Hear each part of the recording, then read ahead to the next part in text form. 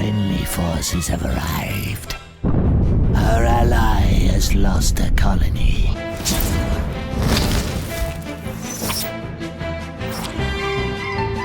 Sins of a Solar Empire is a game that I can remember talking about with friends back in grade school. Now, near 20 years after launch, it is still getting balance patches. Not to mention the tons of total conversion mods like Star Wars, Star Trek, Mass Effect, Halo, Stargate, Battlestar Galactica, even Legend of the Galactic Heroes, even EVE Online. If you can name something sci-fi, someone has made a Sins mod, or at least tried to.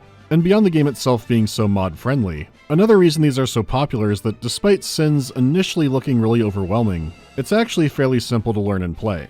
It controls like many other RTS games. You only have money and 2 other mainline resources to manage. You can set a lot to be automated, everything from where buildings are placed to ship abilities, and ultimately it only asks for simple actions on your part that do lead to complicated outcomes. You can learn and engage with the true depth of the game if you want to, but you don't need to have fun. Like, for years I knew that building a trade port would increase income through trade ships, but only recently I looked up how trade routes worked in detail because I never needed to. It's straightforward enough that you don't have to dig through details unless you're hellbent on playing competitively.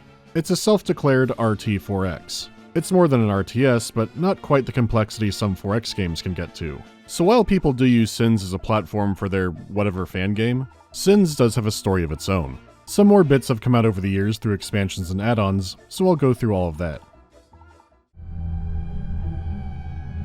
We don't know who they are. We don't know where they came from.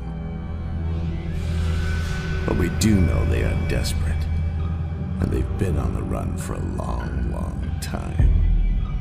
After 1,000 years of galactic peace, humanity encounters an alien race called the Visari, a once massive imperial slaving power, now on the run from something. Human worlds were organized under a prosperous trade system and were completely unprepared for a threat like this. It was then reorganized into the Trader Emergency Coalition, or TEC, to fight off the aliens. And while it took years to spin up properly, it did work and the Visari were beginning to be pushed back. But right as the war started to turn around, another force began striking different tech worlds.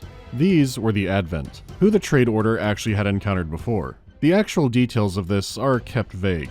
It's only known that while the Trade Order was looking for more planets to integrate, they found a strange desert world. The population was deemed not fit for membership, as they were a sinful society of deviants. And whatever they were smoking really pissed off the Trade Order, who seized their homeworld and then exiled them all off of it. It's been many generations since then, but now the Kushless Kushan have returned. They preach the word of the Unity, rampantly use AI and cybernetics, and have powerful psychic abilities. It's never elaborated on what exactly their spice melange was laced with or what the Trade Order found so offensive on finding them, but they've now struck at the most inconvenient time.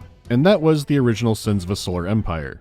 The opening cutscene for Rebellion is actually the explanation of that game's expansions. Entrenchment added massive star bases and other new defensive tools, and Diplomacy added a more fleshed out political and mission system. Now, Rebellion has all of that and more, because it's a standalone expansion that's kind of morphed into being its own game. There are no new major factions, but the existing ones split into 2. Tech loyalists want to withdraw from the counteroffensive and fortify, while the rebels want to go on the offensive. The Advent loyalists want to continue their revenge against the Tech, where the Advent rebels are even more radicalized. The Advent is becoming corrupted and needs a good old-fashioned purging from within. As for the Visari, they feel like they've been bogged down in the war and in the region for far too long and need to keep moving. Whatever the cosmic threat is, it's still after them and they need to go. The rebels actually have a similar plan, but want to bring the other races with them. They think their chances of survival will go up working together, and maybe eventually they'll find a way to fight back. It's a neat setting with room for all kinds of stories in its universe, but the games have no campaigns. Which here means the skirmish and multiplayer is fucking awesome. Your presence is strong.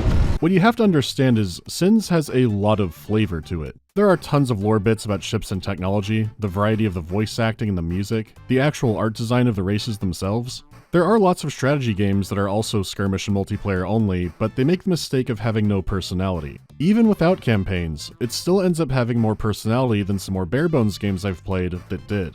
It's clear that a lot of thought and passion was put into the world and the setting, and it wasn't purely a vehicle for esports or something like that. Getting back to it, so far Rebellion has had 4 add-ons. They add small, hyper-specific features, but are welcome additions. Like Forbidden Worlds adds a few new planet types, but then dozens of new effects for the existing ones. Stellar Phenomena adds new deep space anomalies and random events that can happen in the game map. And Minor Factions adds independently owned planets who you can fight, or integrate into your empire for unique abilities. However, the most game-shaking one is Outlaw Sectors. This one adds some new maps and options for your planets like other DLCs did, but now planets, independent or your own, will generate autonomous militias. They'll patrol your territory and respond to attacks, and even launch raids of their own against your enemies. They might help you in a battle, they might respond to a different threat, you never know. For one, this makes the game world a lot more dynamic with tiny skirmishes happening all over the place. More importantly, it reduces your micromanagement since beyond your defenses, you now have an automatic fleet that'll go around taking care of small threats. It won't reach the glorious level of Distant Worlds automation, but it does mean managing less annoyances that should be beneath you. And if you don't like the sound of that, you can turn off the option and get everything else the pack offers. This is the one I would recommend getting if you could only get one, but they bundle them all together on sale often enough. They're all great additions, but not necessary to enjoy the base game, but if you play in multiplayer, if the host has them all, then you get them too. Now that you're more caught up, let's move on to the game's visuals. It may have gotten some nice visual touch-ups over the years, but even before that, considering that you could scale up from a star fighter to a star system all in real time, it's kind of incredible the level of detail this game has, considering just how much it's simulating at all times. Plus, it is an RTS and you're not expected to usually be in the sniff range of a spaceship, but the game does let you go up there to see the flaws and all, in a game that you'd usually play from this distance.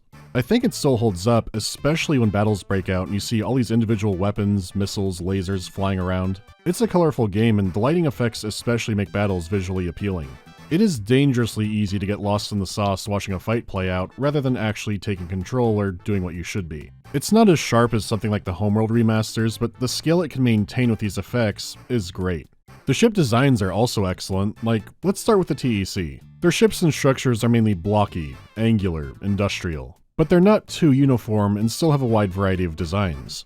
Remember, it's an emergency trade coalition. It's only recently that they've been rolling out ships especially designed for combat. Many of the capital vessels are repurposed civilian ships, like using a large cargo hauler. What was once a colony ship or a space cruise ship has now been drafted into the front lines. The coalition had to respond to the Visari so quickly that retrofitting civilian ships like this was the best they could do at the time. It's like packing a bunch of autocannons onto a Carnival cruise ship, but still not quite as violent as an actual Carnival cruise ship. A tech capital might have to turn to broadside a target, but together, they're still effective, and their smaller ships have such a wide variety of designs because they represent many human cultures. So it does invoke a bit of Homeworld Cataclysm, my beloved, but it still has enough to make it unique and stand out on its own. Rebellion also introduced Titans, which are a super ship requiring a lot of tech and resource investment, and here they especially reflect the ideals of their faction. The tech loyalists want to withdraw and entrench, so their Titan is a giant flying fortress. Giant armored plates to the point that it looks like it could be made of cast iron, so naturally it's one of the most survivable ships in the game. In contrast, the tech rebels want to go on the offensive, and their Titan is a giant railgun. We should consolidate what we have. We should reach out. There's a lot to appreciate if you go looking for it, though I will say, that Visari Rebel Titan does remind me of Thargoids. Oh god, Thargoids. To their credit too, the Visari designs are appropriately alien. They can have sweeping curves or sharp spikes, or just look like a jumble of shapes. They more often look like some kind of insect or ancient sea life compared to a traditional spaceship. They were once an empire, and they rely far more on shields than armor. So many of their ships look ornate or imposing over the most structurally practical, because they could have more protection, but our strike craft can look like space scarabs instead. Maybe not the best idea in retrospect. As for the Advent, many of their ships are unmanned or only have a few psychics aboard. They look super utilitarian or have strange shapes and are impossibly flat or vertical. Most of their shapes have this weird inherent motion to them, like they're always diving forward, which would line up with their desire to go out and spread the unity before the rebels started Fourth Crusading themselves. But many of their craft resemble something like abstract artwork over a spaceship. It's like getting a cool ship design and a free Rorschach test at the same time. I just wish I could stop thinking about my dad. All the icons and other UI elements are also great, vibrant, appealing. It really is amazing just how simple interacting with the game is without being overly minimalist, but still has enough iconography to make playing the space video game fun. And while they are kept simple, the stars and worlds and phenomena you encounter do capture the magic of space. There are extra details around too, like highly populated planets having more visible traffic on them. And as another bonus, this is one of those games where unlocking a new technology can change the look of a unit or building. Getting a new weapon will likely show up on the models, since they show where all the shots are coming from. In short, there's a lot that can be muddy or outdated on a technical level, but between the strong foundation and years of support and touch-ups, it holds up very well, and I've always liked the look of the game. As for the soundscape, it was decent for the time period, but there are some sound effects that are just burned into my brain now. Whenever I think of a fight in Sins, I think of the howling bomber noises.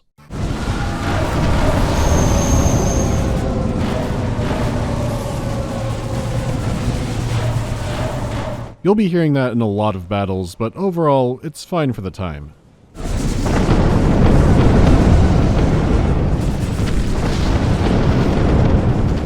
Standing by.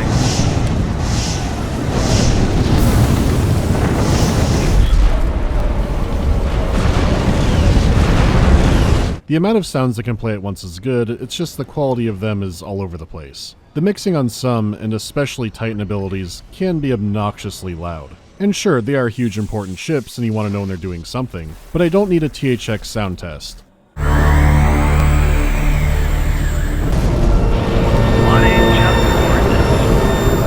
It's certainly not deafening or anything, but the Titans are definitely the best example. There are just some sounds that cut their way through everything in a way that does feel off.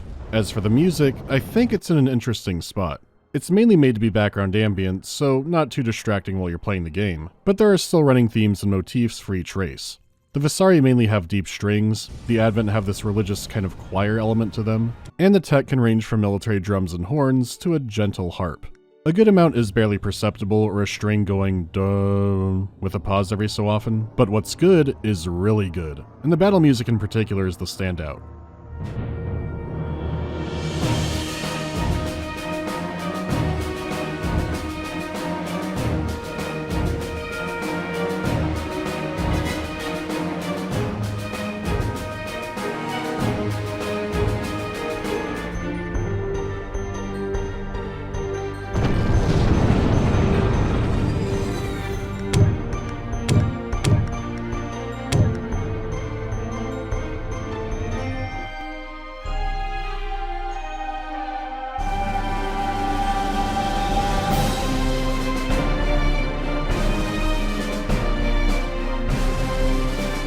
The quiet music you heard before was to prepare you for these moments. They've been quietly drip-feeding you the themes, so you'll recognize it when it goes all out. And Rebellion added even more music with themes for the split factions. Like the Visari Rebels want to travel with everyone, so their theme incorporates sounds from all the races. It's overall a fantastic soundtrack, and I don't think it really gets the attention it deserves. It even changes dynamically based on what's happening in the gravity well you're looking at, which is another excellent touch.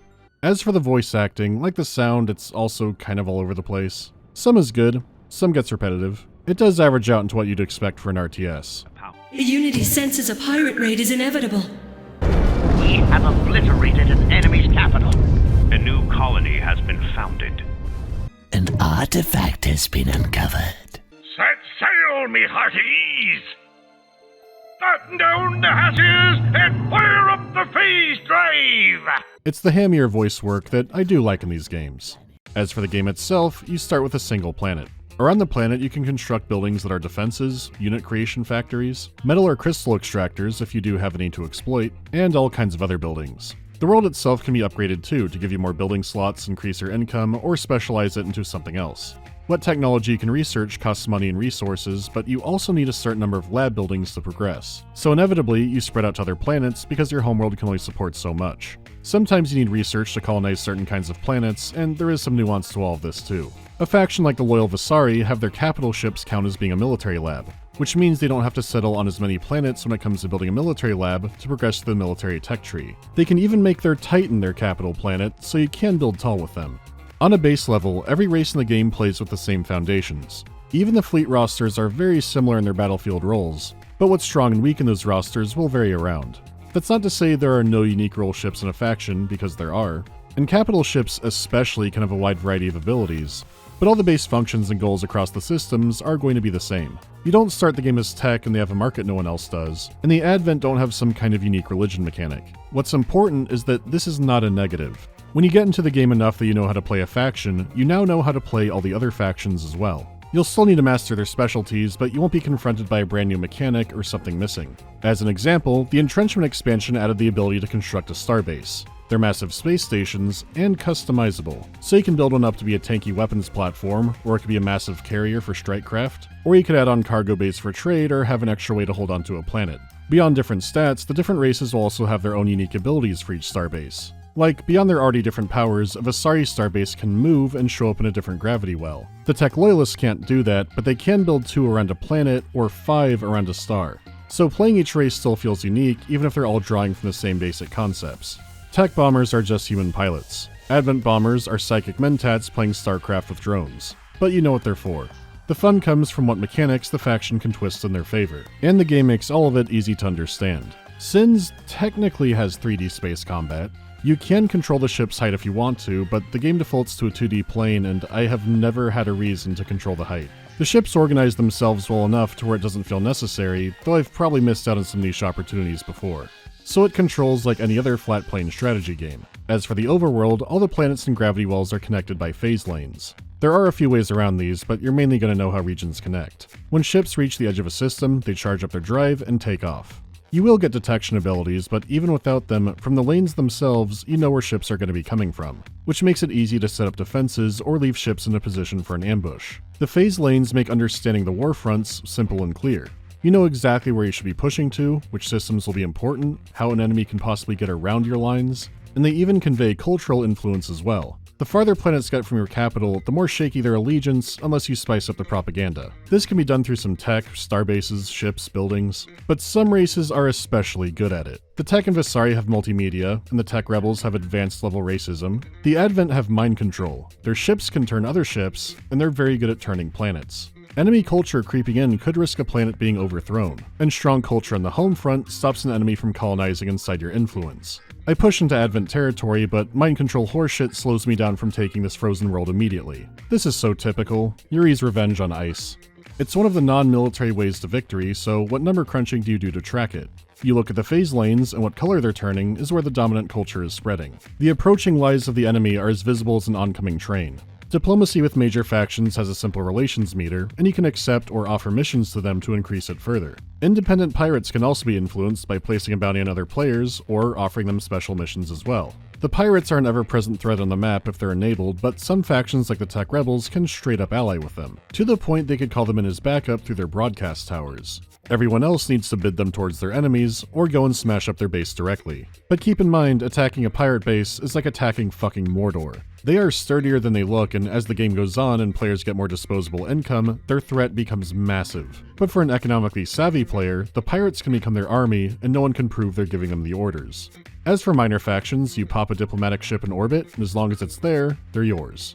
Again, simple actions into complicated outcomes. I've wanted to do a Sins video for a long time, but did feel weirdly intimidated by it. Because when you think about everything in the game, it does feel overwhelming, but actually playing it, you don't get that sense. Making a game so massive, so relatively digestible, is one of its biggest achievements. And as the years go on, I find more and more to appreciate. Higara, our home. There are plenty of options to tweak the game if you don't want random events, or pirates, or super weapons, and there are tons of maps to choose from, and the game has a map maker as well. Whether you find a new artifact earlier or decide to try a new fleet comp by how you level up your capital ships, it's such a highly replayable game and it's no wonder people keep coming back to it. That said, there are definitely some shortcomings, and some come from things being kept easy. Like controlling a minor faction with an envoy ship means another race can roll in, kill that ship, replace it with their own, and the faction will immediately change to their side. Which feels abrupt and strange when it happens, but that's the price of keeping things simple. Diplomacy can feel inconsistent and strange, especially in multiplayer.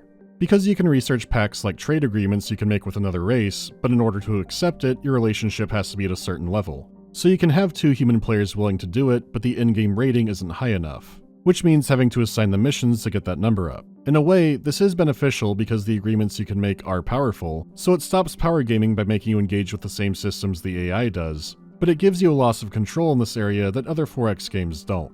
And these things aren't outright bad, just different or awkward. What is bad is the late game slowdown that especially shows up on larger maps.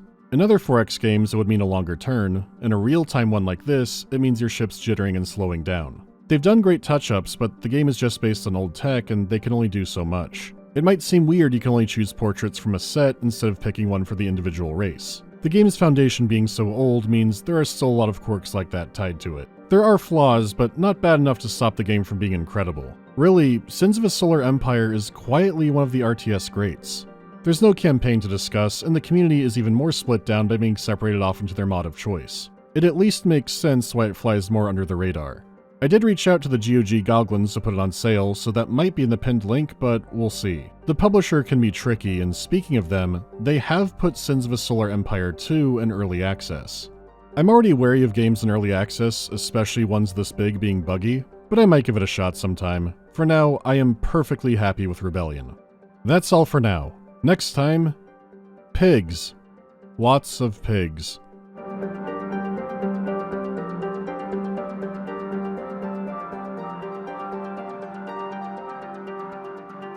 Helldivers 2 or Starship Troopers Extermination. Well, right now it's Helldivers by miles, but I liked the first game and I loved EDF, so it is doing a lot for me there. There will absolutely be room for the Starship Troopers game down the line, but it is going for something very different comparatively. It is from the makers of Squad, so they'll likely aim more for that audience.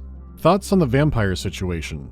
It's currently being made by the Chinese Room, and you'll have more of my thoughts on them soon. Maybe they've gotten better, but everything about Vampire right now just seems like an absolute mess. Any plans to visit the Half-Life universe? There is a mod in particular I'd like to do a video on. There's a few other cool ones too. Not sure about the mainline games. I actually played Half-Life Decay for the first time with a friend recently, and that is a strange game. Red, blue, or green ending? Well, red is the only ending that keeps you alive and doesn't end the setting even though it costs quite a bit. I guess I'll say red, because if they do come back to the series, they'll also have to say red as well. Oh, so that's where it went.